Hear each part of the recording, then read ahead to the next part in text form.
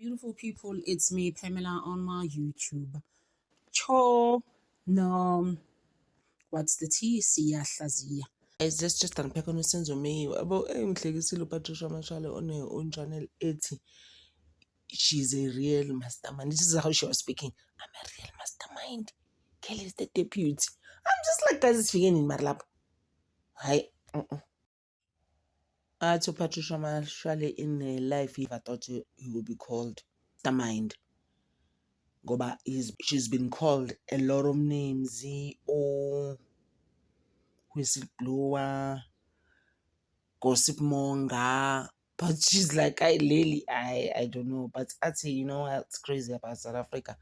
Also, prisons are for the poor. Angeke umbone umuntu onamali ese-prison, which is the truth, especially in this case kaSenzo Meyiwe. Babonile ngithi abantu abanemali ukuthi ababushiwe.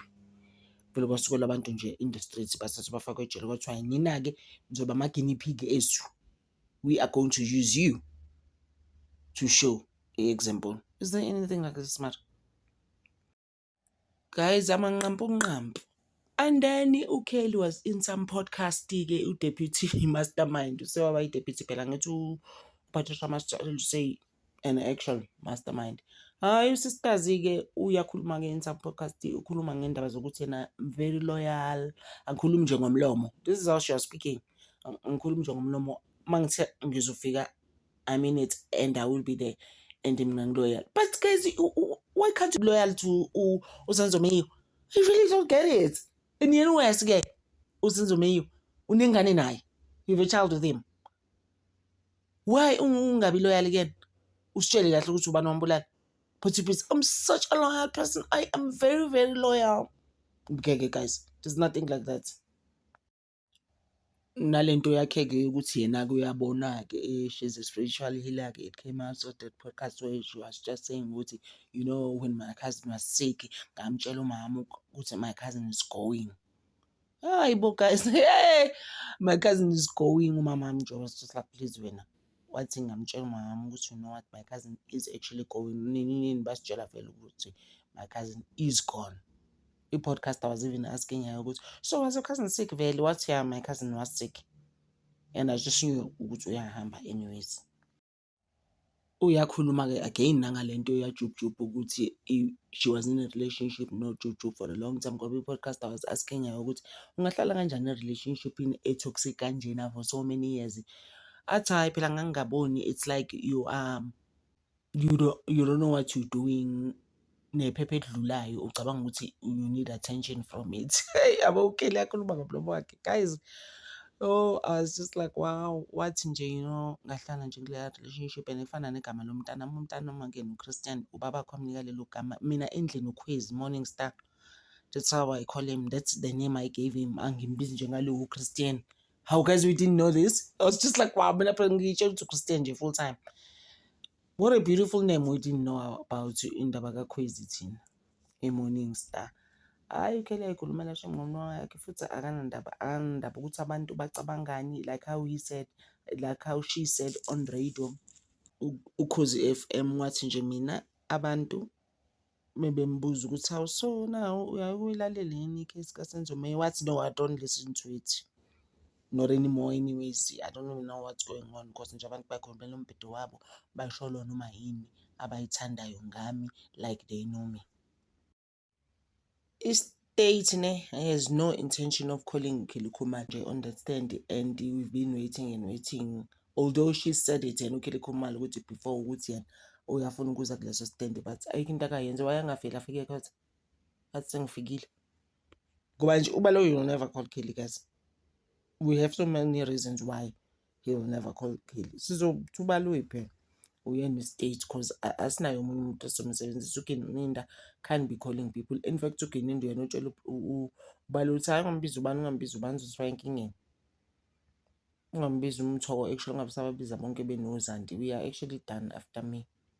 Awubizi umuntu wena. Sisiqedile kahle hle thina unyathelana nalabantu. Kanti akazi ke ukuthi sibhizi ngani. Akazi futhi ukuthi umnisi nje obehlele ekhaya ucathi uhleli. Umnisi ubusy. No 40,000 pages wakhe. Isikhathi sokudlala kanaso. Usafunda namhlanje umnisi. reading all that evidence that Mngomezulu, or should I say family late Mngomezulu gave him. All the members of defense have said ukuthi thina siyafuna ukumbona. We want to see the day uKelly Khumalo come to court and testify. Guys, yabona ukuthi sebembiza i-deputy mastermind uKelly, and then Patricia Marshall and usewaba i-mastermind. Guys, like, how is she a mastermind? Like, it beats me, confuses me. And Agara expose abantu Patricia so busy. She's done like 2 videos, I think, by now. Busy. She doesn't sugarcoat anything. She tells you straight ukuthi ubani bani wenzani, ubheka icele wenza kanje, usibani bani wenza. This is why kuthiwa babemfuna like you've never seen. Befuna umginqa phansi. Uyayi-expose i-SAPS nangomama. Hey, I'm like, as in sisi expose. Mina commentile on her YouTube channel ngathi we are behind you. Please keep abantu abangekho right, because manje kuboshwa amaphoyisa ngapha kupha in town angakazi enze next. They've been in jail for years because babefuna expose izinto ethizeni. Patricia Marshall was telling us. So guys, ngisasho ukuthi mina yibo guys, they khumalozi akubekho abantu abanama kanjengalaba abantu. The fact that they don't want to tell us what happened at their house at the Khumalozi, who shot sense. Labo bantu laba beko right. Okay, let's be I'm loyal. Oh, how are you loyal? Wahluleka loyal kubaba wengane yakho. How are you loyal? How? I was just like, this lady, guys, unfair. I'm sure was asking Gozanti, it's okay. So, level of education yakho wagcina standard man. So standard, I guess, at the time. What ngagcina marketing, and I think I did like a marketing course, but I think Umshololo wanted to know, do you have metric? Because Umshololo is one person. Oh, at least take a metric on a walk, something, you know. And then there's where Kelly Angiti went into some podcast, Bembuza, good little podcast. So what did I stand at Bassy when? What no mean I was 16 years old in Gangenza grade grade 10, but was Gasoga grade 8. Oh, yes, what Gasoga grade 80 got open to correct quickly what you know. Gasoga got finally get grade 10, so which means got grade 9. I was like, wow.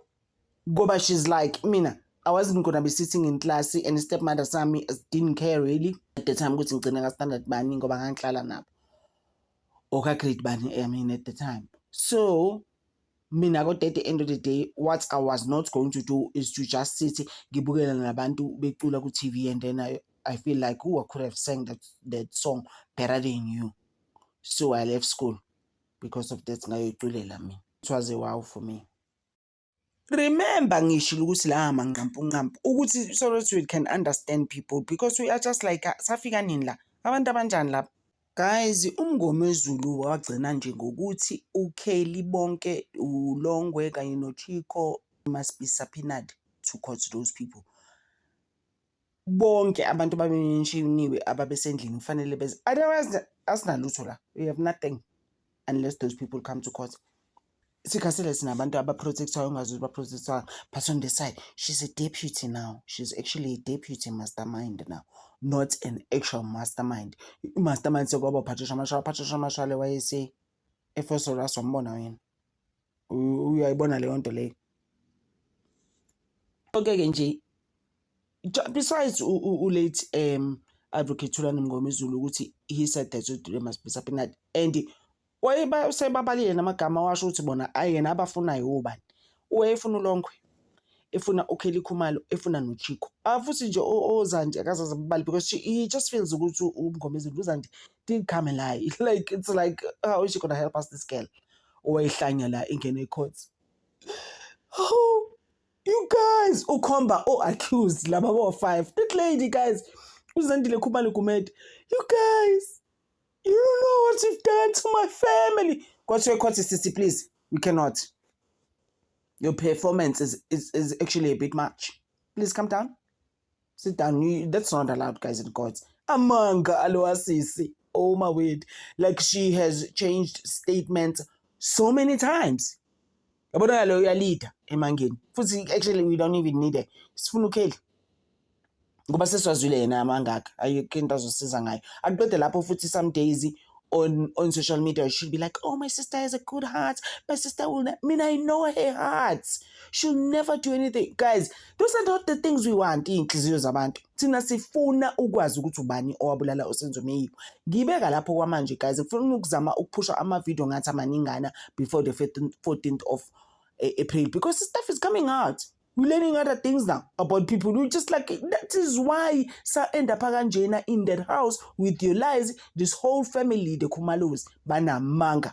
And then yabona ukuthi manje bese sengathi hlaza bese sithi imfundiso iqhamuka kulo mama naye onamanga. This is why uma kaSenzo Meyiwa ekhala on the 10th anniversary.